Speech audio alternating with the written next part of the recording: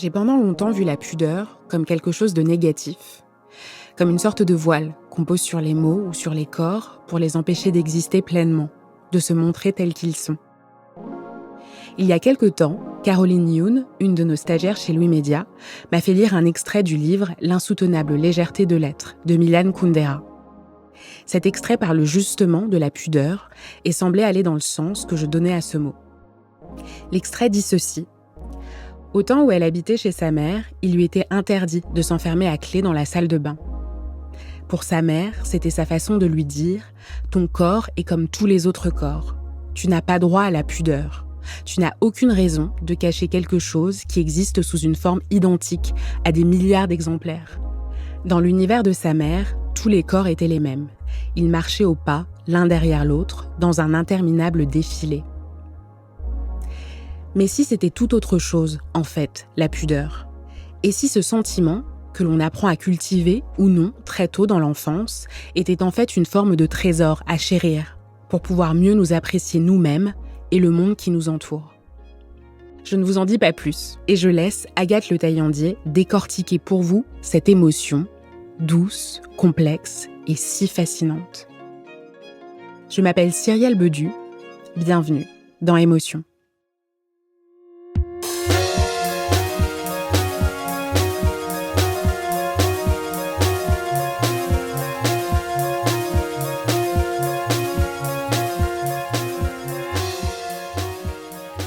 Je viens d'une famille où l'on exprime beaucoup ses émotions, où le langage de l'intime est au cœur de nos échanges. Mais en grandissant, je sentais qu'il y avait presque un manque d'intimité à force de tout dire, de tout raconter. C'était comme si c'était difficile de mettre un voile sur soi et de se retirer du groupe. D'ailleurs, je me souviens qu'on fermait peu les portes et qu'il y avait même toujours des matelas dont on pouvait s'emparer pour les installer par terre, dans la chambre d'un frère ou d'une sœur. On vivait dans un espace ouvert au regard. Je crois que je garde de cela l'injonction inconsciente de tout dire et l'habitude de beaucoup montrer. Chez mon copain Saïd, j'ai été frappée par sa grande pudeur verbale. Il me trouve parfois impudique dans ma manière de m'exprimer et de tout raconter. Souvent, je l'ai entendu me dire « Arrête de raconter ça, protège-toi plus, tu en dis trop ». Cela m'a interrogée sur la manière dont lui avait construit son rapport à ses émotions et au langage de l'intime. Et sur moi, ma manière parfois trop enthousiaste de me livrer, sans filtre et peut-être sans pudeur.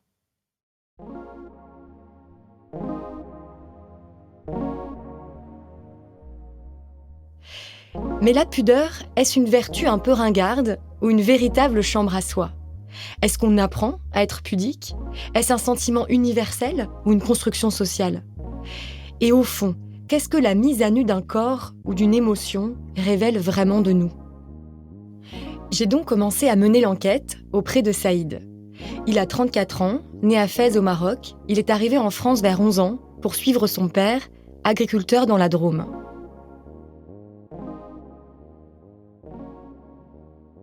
J'imagine que je peux me définir comme quelqu'un de pudique, oui. Après, moi, je viens d'une culture marocaine où, en tout cas, il y a une forme de pudeur un peu partout. On ne dit pas facilement les choses et on fait très attention à qui on les dit, qu'est-ce qu'on dit, à quel moment et à qui. Donc oui, moi, j'ai grandi quand même avec presque plusieurs strates de cercles plus ou moins proches. Et selon ces cercles, il y avait des choses qu'on pouvait dire, qu'on ne pouvait pas faire selon le... Et voilà, très tôt, j'ai eu l'impression qu'à un moment, on devait faire gaffe, qu'on devait bien se tenir en fonction des situations, en fonction de qui était là, où il y avait quelque chose comme ça de l'ordre du regard d'autrui qui était très fort. C'est-à-dire que dans le cercle intime, il y avait des choses qui pouvaient se dire et dès que, selon à qui on avait affaire, il fallait mettre des filtres en permanence. Quand on recevait des invités, du coup, dans la culture marocaine, on les recevait en grande pompe, du coup, beaucoup plus richement que ce qu'on vivait au quotidien. Et nous, on devait faire attention, plus ou moins, par exemple, s'il y avait des exemples tout bêtes, s'il y avait des gâteaux qui étaient servis alors qu'au quotidien, on n'y avait pas le droit, il fallait faire semblant d'être habitué à ces gâteaux et de même pas en vouloir. On devait feindre l'indifférence à ces gâteaux alors qu'on mourait d'envie d'en prendre. Cette éducation-là a donné à ce qu'on... En tout cas, moi, chez moi, ça a gardé ce réflexe de garder le maximum de choses à l'intérieur et de ne distiller à l'extérieur que que le minimum en termes de gestes et en termes de paroles. Ça peut être à la fois une extrême élégance parce qu'on ne fait pas des choses qui peuvent heurter autrui, mais aussi d'extrême froideur parce qu'on ne peut être vraiment que dans le calcul de ce qu'on peut transmettre ou pas. Quand j'écoutais cette histoire de gâteau, je me demandais ce qui était de l'ordre de la pudeur personnelle ou de la convention sociale. Ici, se cacher face aux autres est plus un moyen de donner une autre image de soi, et la pudeur se confond alors davantage avec un protocole. Je suis allée voir le philosophe Éric Fiat. Il a écrit un livre très riche, intitulé « La pudeur », en collaboration avec la philosophe et productrice de radio Adèle Van Rett. Il m'a aidé à y voir plus clair en distinguant ce qu'il appelle la décence de la pudeur. Il parle de cette dernière comme d'une émotion troublante et vertueuse, comme le sentiment le plus propre à l'homme. La pudeur, c'est la vertu de réserve. J'aimerais que tout de mon corps, que toute mon âme, que toute ma vie ne soit pas en pleine lumière. C'est quelque chose de spontané, au contraire de la décence. La décence, c'est quelque chose de socialement prescrit. La pudeur est quelque chose de singulièrement vécu. Décence vient du latin decet qui veut dire « il convient ». Et donc, dans les sociétés, on vous dit « voilà ce qu'il convient de cacher et de montrer ». C'est l'institutionnalisation sociale de la pudeur. Je trouve à la pudeur quelque chose de charmant parce qu'en effet, c'est une émotion. Je trouve à la décence quelque chose de moins charmant puisque c'est une prescription. Au-delà de cette décence, la pudeur chez Saïd rime surtout avec un voile posé sur l'intimité, sur les sentiments. Elle est ce que l'on cache à l'intérieur de soi. Et c'est ce qui lui a été transmis au cœur même de la famille quand il était plus jeune. Ce trait d'éducation et ce trait de caractère à l'intérieur même de l'espace familial avait aussi ses propres strates. Très vite, en jeune garçon, par rapport à la question du corps, la question plus tard des petites copines, etc., de tout ce qui a pu, il y a quelque chose d'extrêmement de segmenté dans la vie extérieure, intérieure aussi. C'est dans les deux sens aussi. Ce qu'on vivait à l'extérieur ne devait pas trop infuser. Voilà, il y avait quand même une séparation extrême des choses et on ne parlait pas beaucoup à nos parents de nos émotions et eux non plus. Non, ça s'arrêtait au minimum factuel. Dès que j'ai rencontré d'autres familles, j'ai trouvé ça quand même très, très positif et très vertueux de voir des parents et des enfants se parler sur des mêmes strates. C'est en découvrant d'autres modes de vie que l'on peut, plus jeune, interroger le fonctionnement intime de là d'où l'on vient, notamment ce lien à la pudeur. Quand Saïd arrive à Paris à 18 ans, il passe du temps chez un ami qui vit tout à fait autrement. On passait nos soirées avec la mère, le père, la tante, le copain du fils, les copines de la sœur. C'était vraiment tout mélangé, quoi. Et ça allait de 18 ans à 65 ans. Et du coup, c'était vraiment un joyeux bordel. Et ça m'a fasciné. Pendant mes premières années à Paris, j'ai passé tout mon temps là-bas et ça m'a fasciné. Il vivait dans un endroit hallucinant avec une énorme pièce de 60 mètres carrés avec 2 chambres avec des verrières. Il ne pouvait même pas s'isoler de la lumière. Donc vraiment, il n'y avait aucune frontière. Et je sais que lui, il a pu en souffrir, cet ami, de l'extrême proximité qu'il a avec ses parents. Donc comme quoi, il n'y a pas de modèle... Il y avait pas de... Donc quand il n'y a pas de pudeur, il n'y a pas aussi d'espace... donc quand je parlais de cloison, de séparation, il n'y a pas aussi d'espace intime, je pense. La pudeur permet aussi de se protéger soi-même un peu de... Dans la pudeur, il y a aussi quelque chose de se tenir, presque de se tenir droit, de se structurer, d'être rassemblé. Et je pense qu'à un moment, sans aucune pudeur, à un moment, il y a quelque chose qui peut être dans un espèce presque d'un mélange permanent et qui, je pense, peut rendre difficile la construction de soi.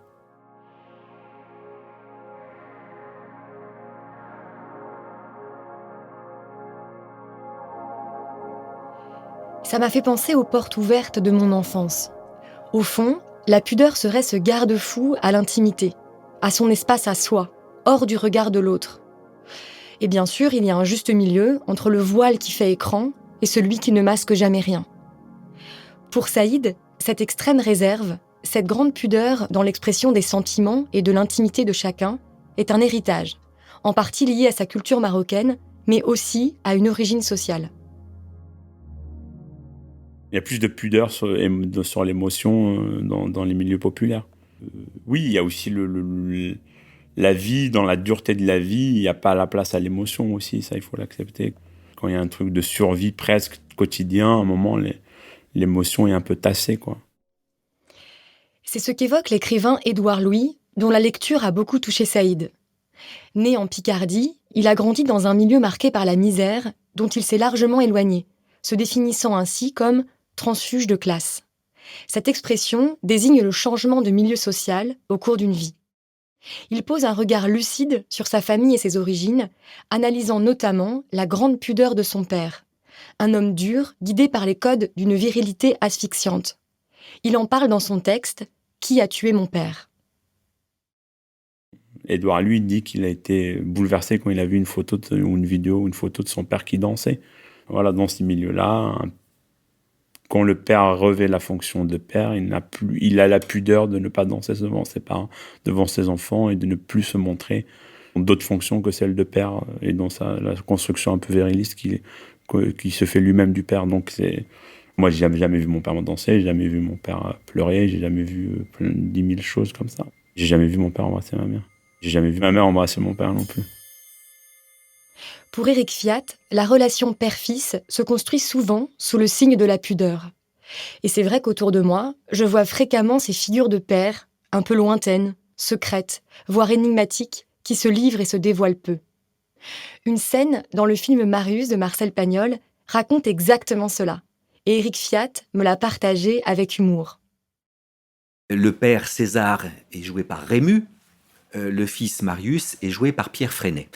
On est à une époque où les relations père-fils, fils-père sont particulièrement pudiques. C'est peut-être un peu moins vrai aujourd'hui. Les parents de l'époque, c'est pas les papounets d'aujourd'hui, vous voyez. Et alors, il se trouve que Marius, donc le fils, va partir le lendemain sur un bateau qui va l'emmener loin de Marseille, qu'il n'ose pas le dire à son père, mais qu'il a envie, avant de partir, de dire à son père qu'il aime. C'est pas facile de dire à son père qu'on l'aime. Je crois que la relation père-fils, c'est peut-être la plus pudique des relations.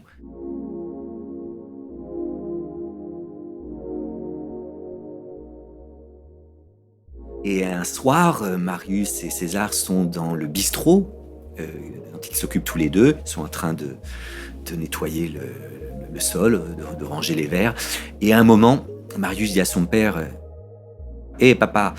Et l'autre dit « Oui !» Alors ça commence pas très bien, c'est pas très engageant. « Oui, tu sais papa, je t'aime bien. » Et ce petit bien, c'est toute la pudeur. La pudeur serait donc un héritage.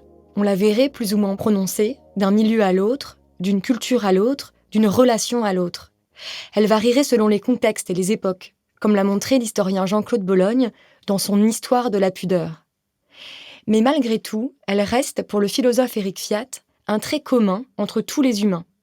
Universelle, elle précède l'éducation et nous distingue, selon lui, des animaux. Disons que ce sont les formes de la pudeur qui se construisent, et selon que vous avez été élevé ici ou vous avez été élevé là, vous ne serez pas au même degré pudique, ou bien votre pudeur ne portera pas sur les mêmes éléments. Je suppose que dans une famille naturiste, eh bien, la nudité du corps est moins problématique peut-être que la nudité de l'âme. Dans des familles très prudes, la nudité du corps est peut-être plus problématique que celle de l'âme. Bon, il me semble cependant que ce n'est pas l'éducation qui rend les gens pudiques. Tout être humain est un être pudique en puissance, c'est-à-dire capable d'être gêné par la manifestation de ce qu'il ne voudrait pas manifester. Ça, c'est universel chez tous les êtres humains. Ensuite, l'éducation détermine peut-être les formes de la pudeur, mais elle n'initie pas la pudeur. On pourrait même dire de l'être humain que c'est le vivant pudique.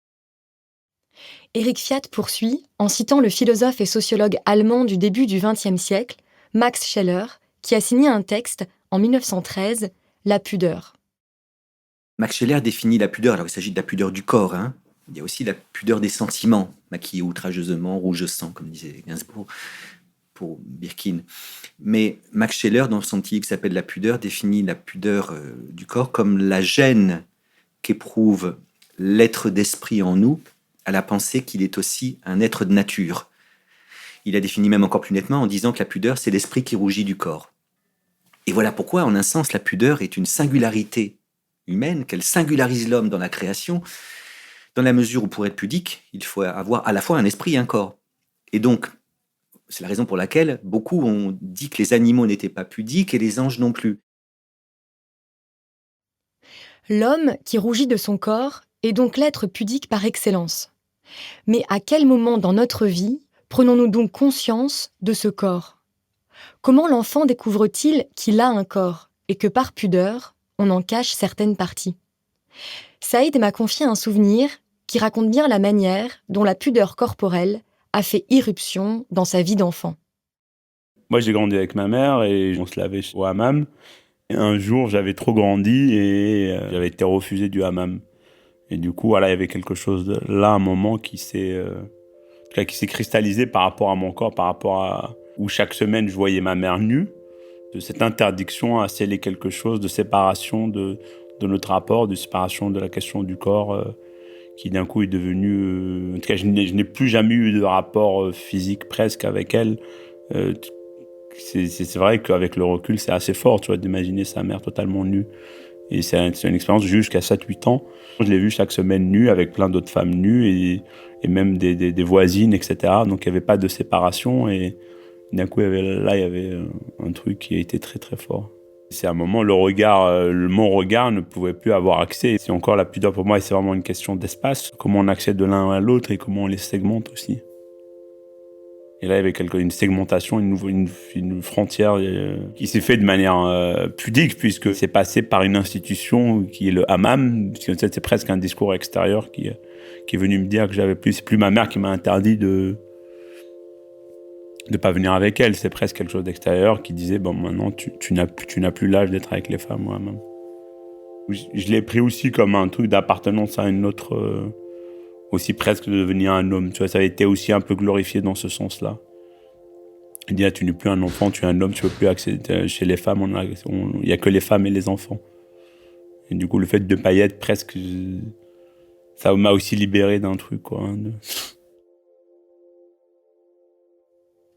Certains psys disent que la pudeur n'existe pas chez les petits-enfants, qu'elle apparaît quand ils grandissent, vers l'âge de 6 ans. J'en ai discuté avec José Morel 5 Mars.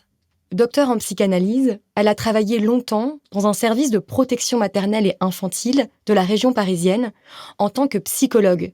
Et elle a ainsi observé de près les comportements des enfants dans leur rapport à leur corps et à la nudité. Quand j'ai commencé à travailler, ma définition minimale de la pudeur, c'est ce qui s'oppose à la tyrannie du regard. Donc, entre le regard de l'autre et moi, je dois mettre quelque chose qui fera obstacle. Alors, je pense pas que c'est inné. Je pense que ça se construit, mais ça se construit tellement tôt qu'on peut avoir l'impression que c'est toujours là. Mais ça peut ne pas se construire, ou ça peut être mis à mal, parce que la pudeur, ça se reçoit de l'autre. C'est comme le langage. Un enfant à qui on ne parlerait pas ne pourra pas parler. C'est parce qu'on lui a parlé qu'il peut parler. Et bien, c'est parce qu'on a reconnu ces mouvements pudiques qu'ils vont pouvoir s'installer et connaître leur légitimité. Je pense à une autre collègue qui disait, elle jouait avec les enfants, mettons dans le service des plus grands. Est-ce que je peux toucher ton nez? Est-ce que je peux toucher tes oreilles? Et elle disait, les enfants qui vont jamais dire non m'inquiètent. Un enfant qui va bien, à un moment donné, va dire non, pas là. Et c'est l'idée qu'il y a un quant à soi qui n'est pas pour tout le monde. On l'a autorisé à reconnaître que quelque chose lui appartenait. José Morel 5 Mars a décidé de faire sa thèse de psychanalyse intitulée « Quand la pudeur prend corps » à une époque où la pudeur était très mal vue. En effet, dans les années 70, on la voyait comme une chape de plomb, synonyme de pruderie ou de pudibonderie, et elle était particulièrement niée chez les enfants. Pourtant, cette psychologue a souhaité montrer qu'il y avait chez les plus petits, déjà, des mouvements pudiques. Il y a des choses chez les enfants qu'on ne voit pas parce qu'on ne les cherche pas ou qu'on n'y fait pas attention, mais je me rappelle d'une autre petite fille qui, pendant que je parlais avec sa maman, avait trouvé un poupon qui était tout nu dans les jouets et qui avait délicatement posé un Kleenex sur les fesses de la poupée. Donc, je me rappelle d'une autre petite fille qui était un peu plus grande que l'âge de crèche, mais sa maman m'avait connue pendant que la petite fille était à la crèche et était revenue me voir. Sa fille avait eu un cancer dont elle avait guéri, mais dont elle gardait des séquelles psychiques. Et quand j'avais demandé à cette petite fille qu'est-ce qui avait été le plus difficile pour elle dans sa maladie, elle m'avait dit c'était d'être restée toute nue dans le couloir. Je pense que c'est ça aussi qui fait qu'on ne prêtait pas de pudeur aux enfants. Enfin, un truc que je ferai plus, mais j'ai dû faire, je pense, quand mes enfants étaient petits. Il y a des copains qui viennent prendre l'apéro, puis c'est l'heure où il faut qu'on couche les petits. Donc, on met le pyjama en même temps qu'on comprend. Voilà. Et les enfants n'aiment pas ça. Ce qui n'empêche pas qu'à d'autres moments, ils peuvent se promener tout nus, aller vouloir répondre à la porte tout nus. Donc, on ne comprend pas. Mais c'est parce que la pudeur, elle ne se manifeste pas tout le temps. Les demandes pudiques ne sont pas tout le temps les mêmes avec tout le monde. Et puis, c'est ce qui explique aussi qu'il y a des gens qui peuvent se mettre à nu physiquement très facilement, mais qui ne vont jamais parler de leurs sentiments, et inversement. Et là, on retrouve aussi une dimension familiale, culturelle et historique.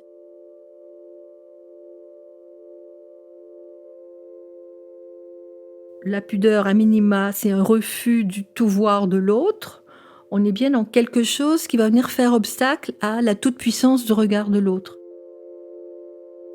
En exemple, José Morel 5 Mars m'a parlé des travaux de Donald Winnicott, pédiatre et psychanalyste anglais, qui a écrit de nombreux ouvrages sur le lien parent-enfant. Il a notamment décrit le visage de la mère comme premier miroir. Vers 8-9 mois, si elle sourit, le bébé sourit. Si elle fait un visage triste, il fait lui aussi un visage triste. L'enfant se lit donc à travers le visage de celui ou celle avec lequel il est. Et par contre, il y a un moment où les enfants commencent à refuser le regard de la mère. Et je me rappelle d'une scène qui était extraordinaire. C'était en début d'année à la crèche, dans le service des bébés, où on recevait les parents pour présenter un peu le travail qui allait être fait. Et il y avait une petite fille qui faisait des sourires à tout le monde, sauf à sa mère. Et je voyais la mère déprimée, et je l'ai regardé la mère, je me disais, mais on voit bien que c'est vous la mère. Il n'y a que vous qu'elle ne regarde pas. Et donc, dans ce regard, il y a quelque chose d'important qui se joue quand l'enfant s'autorise, on pourrait dire, à échapper au regard. C'est un moment fondateur. Ce moment, il échappe au regard de la mère, ou de celle qui en tient lieu, hein, ça peut être un homme, la mère. Il me semble que dans la réaction qu'aura la mère il y a quelque chose d'important qui va se jouer. Celle qui le supporte, ça fait pas plaisir, mais celle qui dit tu commences à devenir indépendant, tu grandis, il va falloir que je m'y fasse, ou je sais pas quoi. Enfin bon, ce qu'on peut raconter à ces moments-là, l'enfant se sent soutenu. Si tu échappes à mon regard, notre relation va pas s'effondrer. C'est comme ça que ça commence à se construire. Cette construction de la pudeur dans l'enfance s'affirme petit à petit jusqu'à l'adolescence. Le désir d'intimité se fait plus grand. On s'enferme dans la salle de bain, on tient un journal intime dans lequel on raconte ses déboires les plus personnels, on garde le silence à la maison. Je suis professeure de français et j'aime bien observer les comportements de mes élèves de 14-15 ans. Je les vois en permanence sur leur téléphone et sur les réseaux sociaux. Ils se filment pour n'importe quelle raison et racontent leur vie sur Snapchat. La psychanalyste Elsa Godard analyse les métamorphoses du moi à l'ère du virtuel. Elle a écrit l'ouvrage « Je selfie donc je suis » et parle ainsi d'une société de la monstration, c'est-à-dire de l'exhibition de soi.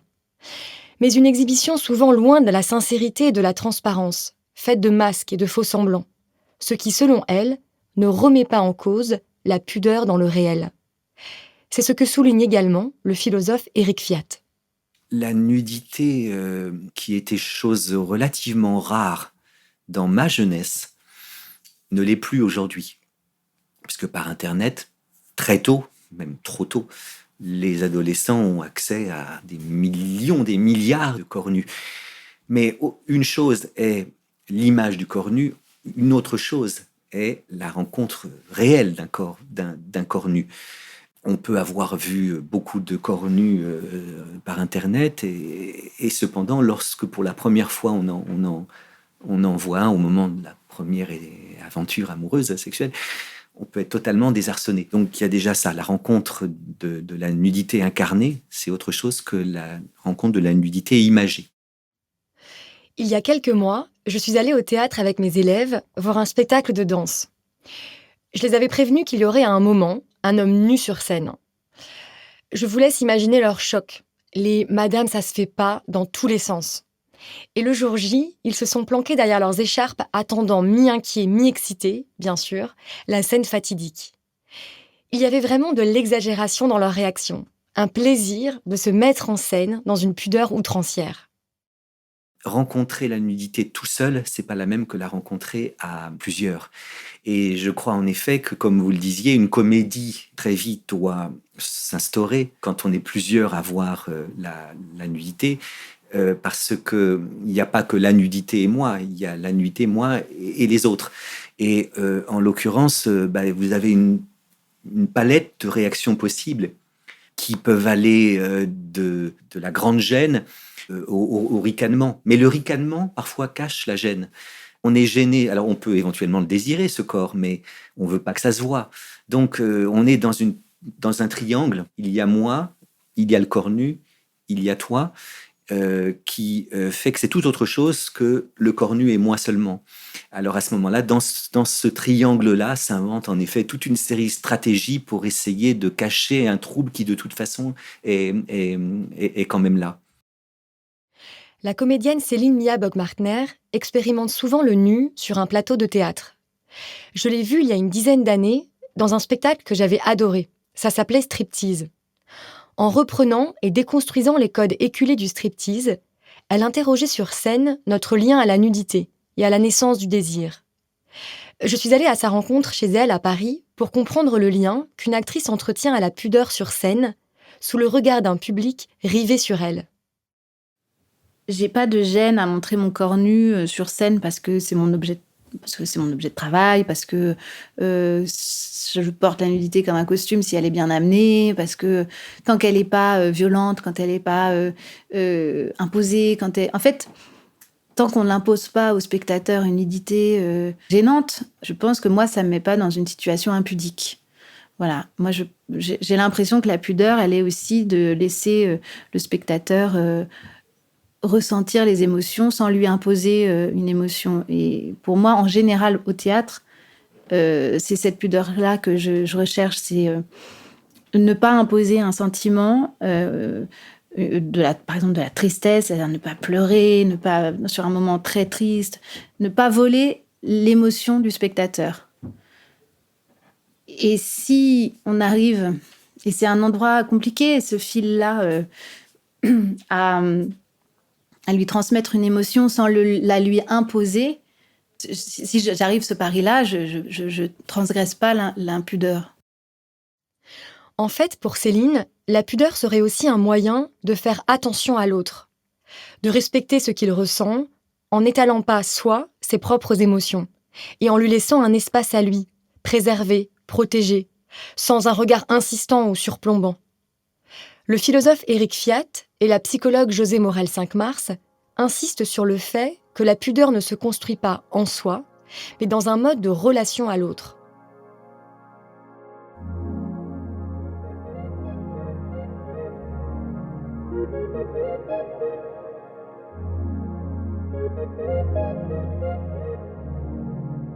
Avouer un sentiment amoureux, avouer un chagrin, c'est quelque chose qu'on ne fait pas forcément facilement, et on ne peut le faire que si l'autre justement crée les conditions de l'aveu.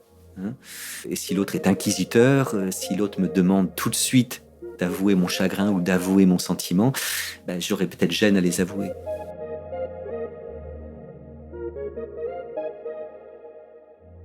Il me semble qu'on a un petit peu perdu voilà, c'est ça. Des fois, je me dis, je suis peut-être d'une autre époque. Mais l'idée de faire attention à l'autre. Je ne te montrerai pas ce qui va te troubler. Mais je pourrais le dire d'une autre façon, parce que dans la construction de la pudeur, la dernière étape, on pourrait dire, c'est celle où, justement, on ne montre pas à l'autre ce qui va le mettre en difficulté, mais ça peut aussi être de montrer sa joie devant des gens qui sont en peine. Ou de ne pas regarder. À un moment donné, j'ai travaillé dans un service de neurochirurgie où étaient amenés des grands blessés qui avaient eu des traumatismes crâniens, donc il y avait un taux de mortalité relativement important. Et j'avais appris à passer devant certains lieux en tournant la tête. Je vais pas regarder le malheur des gens. Si je peux rien si je peux y faire quelque chose, c'est une chose. Mais je ne regarde pas. Je tourne la tête. C'est une étape de la pudeur. Je l'appelle la pudeur pour les autres. Je voile mon regard volontairement pour ne pas faire offense à l'autre, pour ne pas le blesser.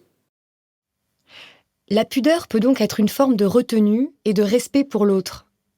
La philosophe et rabbin Delphine Horviller va encore plus loin, en disant que laisser autrui échapper à mon regard est même ma condition d'accès à l'autre. Tout voir n'est qu'une illusion dangereuse et entretient un type de relation violente et tyrannique, alors qu'un voile symbolique permet de ne pas s'accaparer l'autre, d'être en chemin vers lui, dit-elle. Et c'est là que le désir peut émerger. C'est d'ailleurs ce que traduit l'étymologie de ce mot, désidérer, qui signifie regretter l'absence de quelque chose. Ce mot est issu d'un autre terme, desiderium, le manque de l'astre, soit le désastre, le manque de l'étoile. Ce qui au fond nous invite à dire qu'on ne peut désirer que ce dont on manque, ce qui n'est pas sous nos yeux. C'est ce que traduit magnifiquement le mythe originel d'Adam et Ève. Éric Fiat me l'a analysé à travers la lecture qu'en fait le philosophe Emmanuel Kant. Ce mythe des origines nous murmure que Adam et Ève au paradis, Adam et Ève dans le jardin d'Éden étaient nus, mais ne le savaient pas.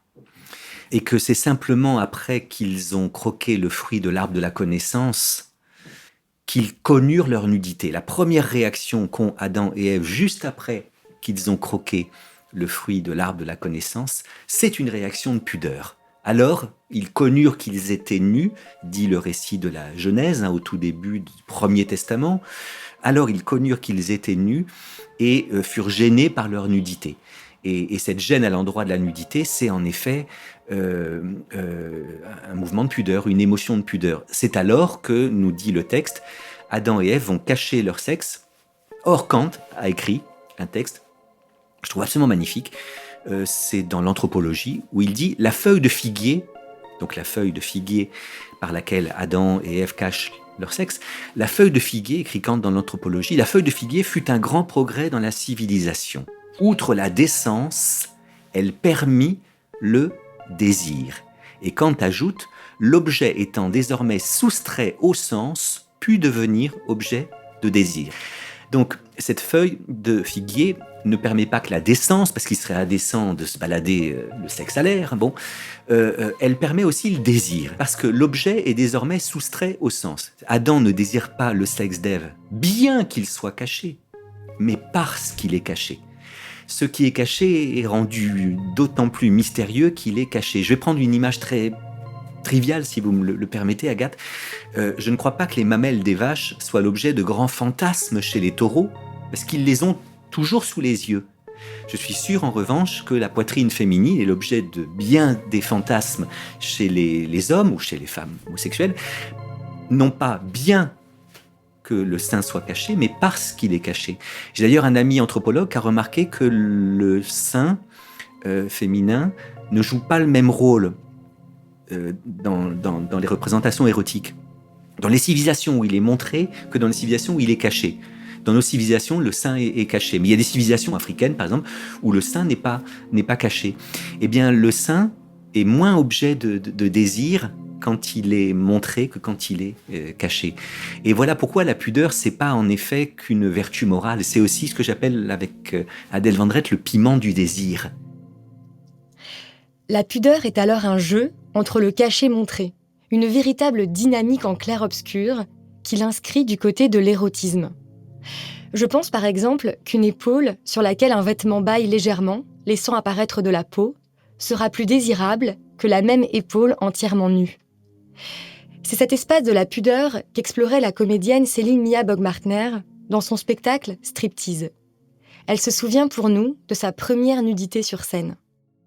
Ce qui était très émouvant en fait à faire, c'était le déshabillage. C'était le moment où j'avais une robe avec des boutons, comment je défaisais ces boutons, et ce moment-là, un peu comme ça touchait à une histoire de désir quand même, d'excitation, et en même temps de grande peur, de grande timidité, et voilà. Et en fait, quand la robe est tombée, il y a eu une grande libération où tout d'un coup, en fait, c'était pas du tout grave. Moi, ce qui m'intéresse, c'est le dévoilement.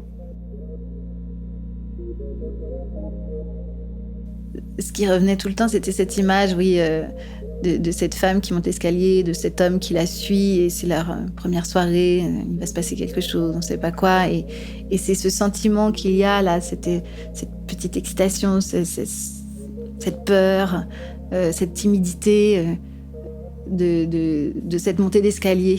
Et elle se trouve là, la pudeur aussi, par exemple dans le déshabillage ou dans ce moment de suspens avant tout le reste.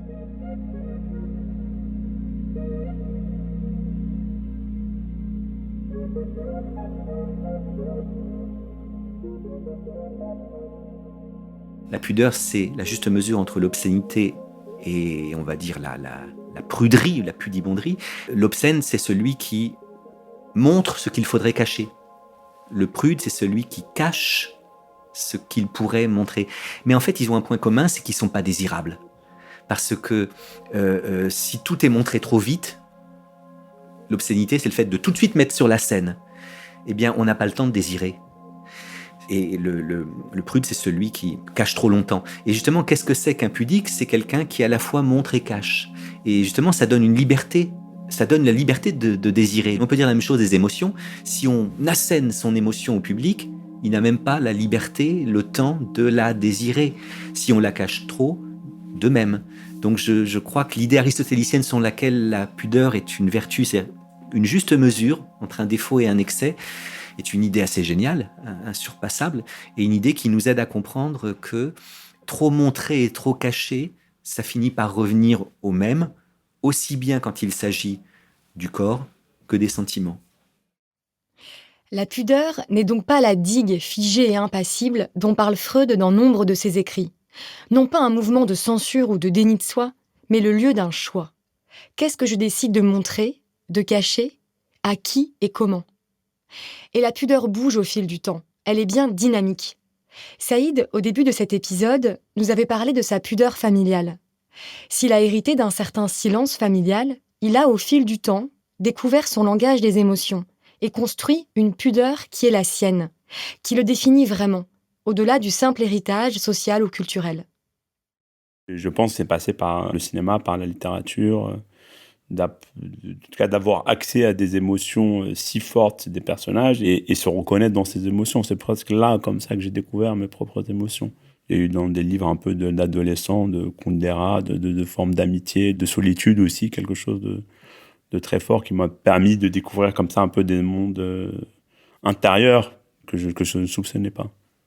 Il y a eu les articles de Baldwin, Chronique d'un pays natal, où d'un coup, dans un cadre très différent de l'Amérique, je me suis reconnu dans son rapport à son père, son rapport à sa communauté, puisque moi aussi, j'ai grandi dans une cité dans le sud de la France, où il y avait une communauté marocaine très forte. Moi, j'ai ce sentiment aussi d'avoir presque, par le fait des migrations et le fait des enjeux sociaux, le fait d'avoir à un moment été, ou du cas de me considérer moi-même comme transfuge social, fait que j'ai l'impression qu'entre mes parents et moi, il y a eu presque, pas qu'une génération, mais 4-5 générations. Il a mis des mots simples et des mots forts sur des choses que je vivais, sur des sentiments que j'éprouvais. Je commençais vraiment à me distancier, moi, de mon rapport à ma famille, et je commençais à questionner ce que j'avais appris.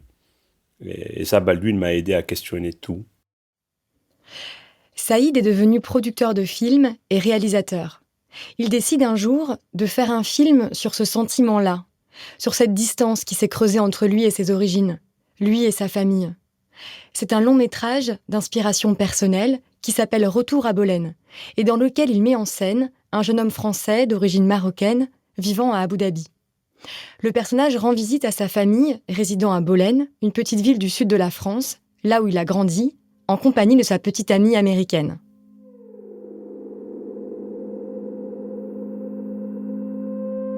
Je rêvais, moi, en faisant le film, je rêvais de faire un peu exploser cette pudeur. Donc oui, je pense qu'il y a quelque chose de totalement impudique à parler de soi, fatalement. Ouais. Mais bon, chasser le naturel et on revient en galop, je pense que le film en soi, il est extrêmement pudique. Et le film ne fonctionne que par petites touches, ou dans les plans, dans les mouvements de caméra, dans le jeu des acteurs, dans tout. Ce fils qui revient voir sa famille ne veut pas voir son père. La scène finale, il finit par aller le voir. Puis il ne trouve pas d'autre chose à faire que de parler des salades que le père est en train de ramasser dans une serre, dans une ferme agricole.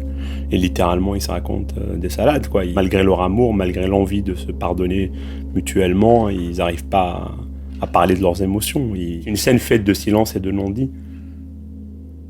Je pense qu'en faisant un film, on peut pas tricher avec qui on est. Donc à partir du moment où je fais un film, le film, bon ou mauvais, il me ressemble. D'autres livres, d'autres films m'ont donné du courage. Je me rappelle que j'avais déjà écrit une première version du scénario et quelqu'un m'a dit « mais pas possible, tu ne peux pas ne pas avoir lu Retour à Reims de Héribon ». Et quand j'ai lu, c'est vrai au début, je me suis dit « waouh, ça va 10 fois plus loin dans tout ce que je voulais raconter, mais c'est un essai de sociaux ». Et au départ, ça m'a un peu fait peur. Et en fait, après, ça m'a surtout donné un énorme courage pour le faire. Je me suis dit, mais sur la question de la pudeur, c'est des gens qui font de leur matériau intime un matériau politique. Et je me suis dit, en fait, il faut pas que j'ai peur d'exhiber des choses. Au contraire, il faut que j'aille plus loin. Il faut que si ma manière de le faire peut être pudique, mais en tout cas, j'ai pas à être pudique sur le contenu. Il faut que j'aille plus loin. Cette matière intime est une matière politique. Il faut que j'aille de l'avant. C'est presque que je me suis rangé un peu derrière ces œuvres. Du coup, j'ai assumé le titre Retour à Bolène en référence à Retour à Reims. Je me suis dit, allons-y. Moi, je peux m'insérer en tout cas, dans ce sillon-là et en y ajoutant ma vérité, ce truc d'identité de maghrébin de France, de comment on vit avec ça, parce que l'histoire rejette, et non seulement ses parents arabes, mais rejette leur pauvreté, rejette un peu cette France qui n'a pas voulu de lui, quoi. Retour à Reims, le livre qu'évoque Saïd, est un ouvrage autobiographique du sociologue Didier Héribon, dans lequel il fait le récit de ses origines et analyse la relation à son père, avec lequel il a rompu des années auparavant. Saïd, lui, a choisi la fiction, et le récit de soi se fait alors le lieu de la pudeur et du masque, d'un masque non pas imposé ou subi, mais conscient. Pour la psychologue José Morel 5 Mars, la pudeur est alors une véritable force, car elle dessine notre intimité, notre singularité et, au fond, notre liberté. Et on a toujours l'idée que ce qui est caché, c'est que du mauvais. Vous connaissez la phrase moi je peux tout montrer, j'ai rien à cacher. Et ben moi je pense aussi qu'on n'a pas envie de dilapider ces trésors. Dans tous les contes, les trésors ils sont dans des grottes, dans des coffres. Ils sont pas étalés au grand jour.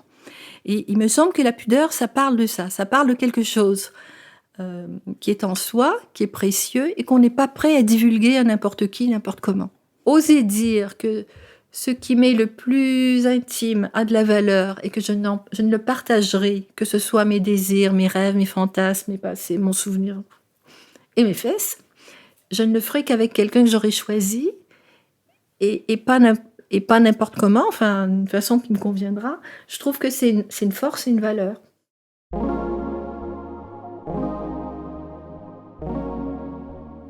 La pudeur autorise cette chambre à soi.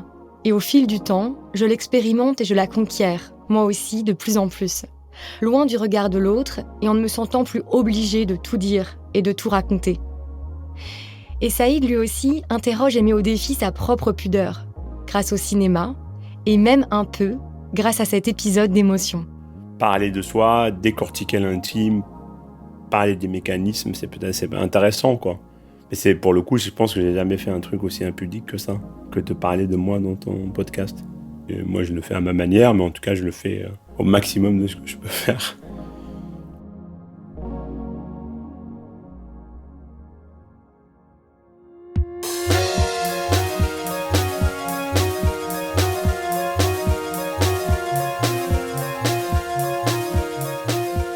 Vous venez d'écouter Émotion, un podcast de Louis Média. Suivez-nous sur Instagram et sur Twitter @émotionpodcast. Émotion avec un S. Agathe Le Taillandier a réalisé cet épisode sur la pudeur. Caroline Youn a participé à sa conception. J'étais en charge de la production et de l'édition. Nicolas Vert a assuré la création sonore et la musique. Benoît Daniel s'est occupé de l'enregistrement et Jean-Baptiste Aubonnet du mixage. Nicolas De Gélis a composé le générique. Jean Ballard a réalisé l'illustration. Marion Girard est responsable de production de nos podcasts. Maureen Wilson, responsable éditoriale. Mélissa Bounois est à la direction des productions et Charlotte Pudlowski est directrice éditoriale. Émotion, c'est un lundi sur 2, là où vous avez l'habitude d'écouter vos podcasts. iTunes, Google Podcasts, SoundCloud, Spotify ou YouTube. Vous pouvez nous laisser des étoiles et nous laisser des commentaires. Et si cet épisode sur la pudeur vous a plu, parlez-en autour de vous. Et s'il vous est arrivé une histoire forte, en lien avec une émotion, n'hésitez pas à nous écrire à hello@louismedia.com. À bientôt.